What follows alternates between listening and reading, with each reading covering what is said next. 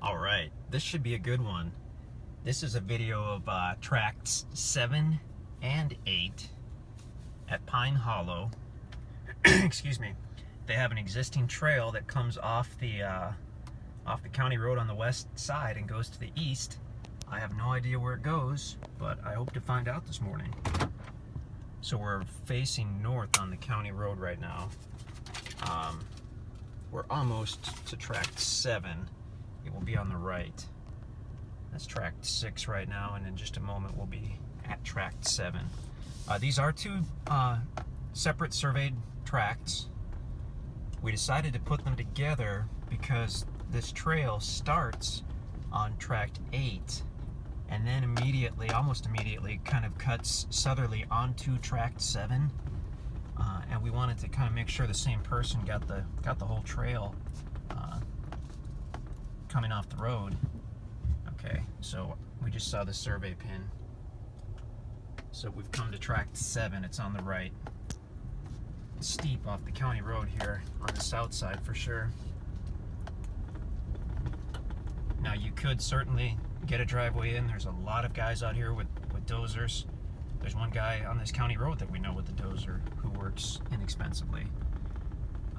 But like I said, we do have the existing trail already. There's the sign indicating Tract 7. And this is less steep than the southwest part, but still a pretty good incline off the county road. So let's go a little further and we'll take a look at that trail. The trail itself is steep, but you can get up it with a four-wheel drive truck, I'm sure. Okay, so there's the survey marker for the end of Tract 7 and the start of Tract 8. So now as we look to the right, we're looking at Tract 8. And we can actually see the start of that trail right there, which goes up the road. And that's where I'm going in a minute. Let's drive, look at the rest of the frontage on Tract 8 though. Both tracks appear to be heavily wooded. We've got mature timber, a mix of mature timber and some smaller stuff. You've got a neighbor going through. It's going to be dusty for a moment. And put my recirculate on. There we go. Okay. So Tract 8, I see pine trees, I see hardwood trees. Nice mix. And now we're getting up toward the northwest corner of Tract 8. Very cool. Pretty dusty down that county road when that guy came breezing through. So I'm going to back up here and we'll check out that trail. I don't know if I'll drive it today or not, but I'll definitely walk it. So yeah, we had some ideas on selling these separately, and I was talking to our main guy in the field about this trail, and he said, you know, why not just put them together and give the people a discount for buying two tracts, and then one guy gets the trail. And I was like, yeah, well, you know what? That's a really good idea. I think we'll do that. And so that is precisely what we've done.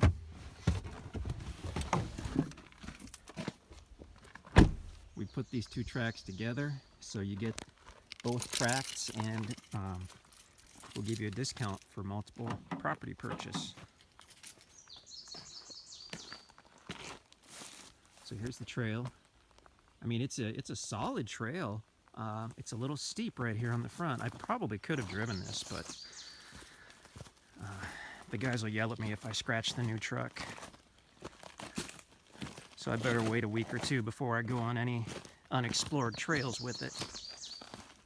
Although this is nice and wide. So as you probably already have figured out, when you have two tracts that are surveyed, you could split these off down the road if you wanted to. It could be a situation, and we've had it happen in the past, where people buy multiple tracts with the idea that when their kids get older, their kids can have a tract, their brother-in-law, their buddies, and they are both surveyed, so you've got, I mean, you're just good to go on that stuff.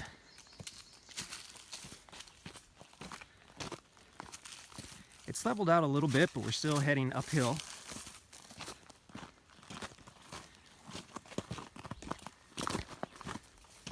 we've got direct frontage on the Mark Twain National Forest, which is really just awesome. And I'm a little curious to find out if this road goes all the way back to the National Forest. I don't know if I'll walk it today, but I'll walk part of it and we'll see how this looks.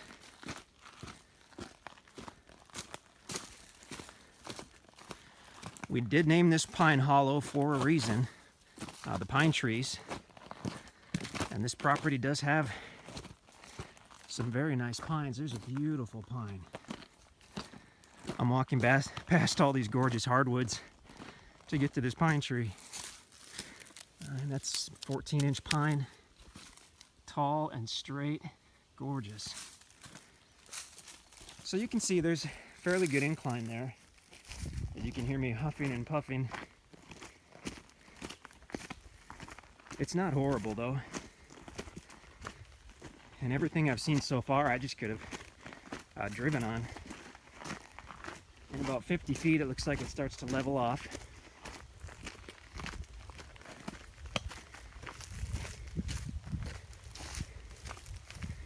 Yep, now we're leveling off.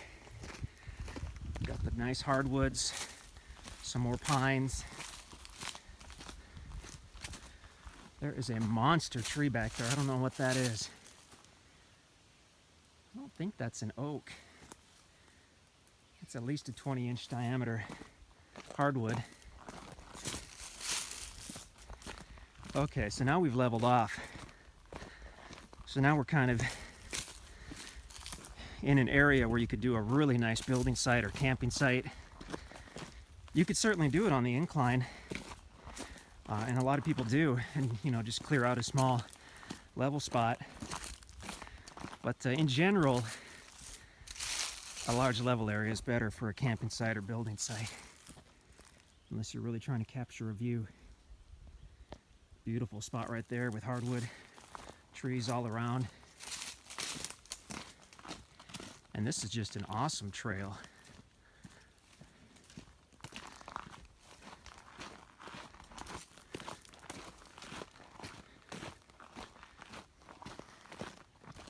Now I wish I just would have driven the truck up here.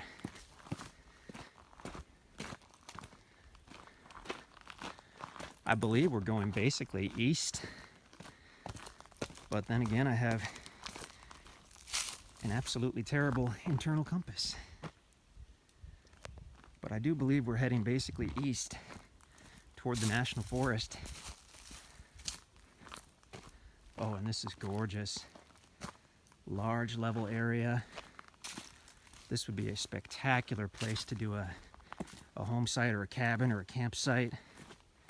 Gorgeous. Mature timber everywhere. And this just keeps going and going. I don't think I'll go too much further. So feel free to come and explore this, but you get the idea. We've got a really good trail. Yeah, it stays solid and keeps going. That's great. More pine trees as well as hardwoods. Some gorgeous pines down in the distance there. Wow. Definitely enough pine trees to do a log cabin.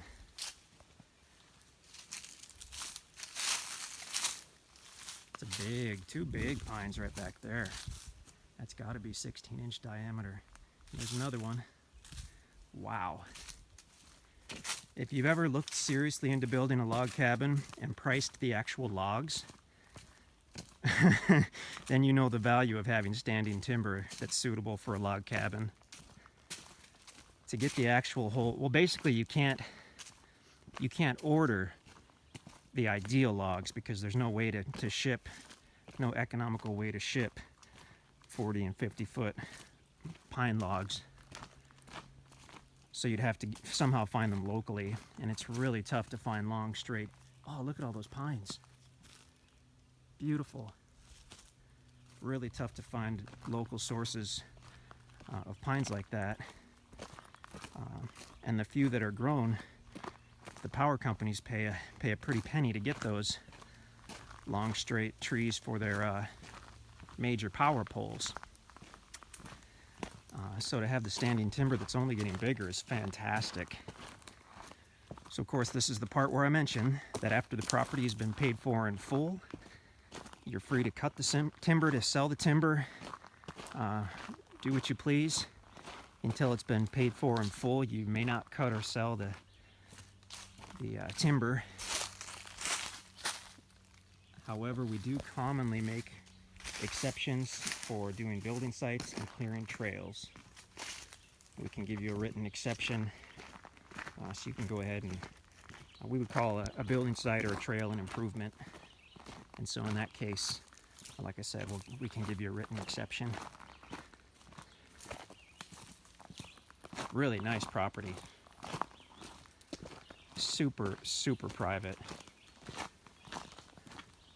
So there it is. That I got a quick look at the existing trail. If I had more time, I would have stayed on it. But just get a hold of us if you have any questions. Check out our website at InstantAcres.com, and we would be thrilled to work with you.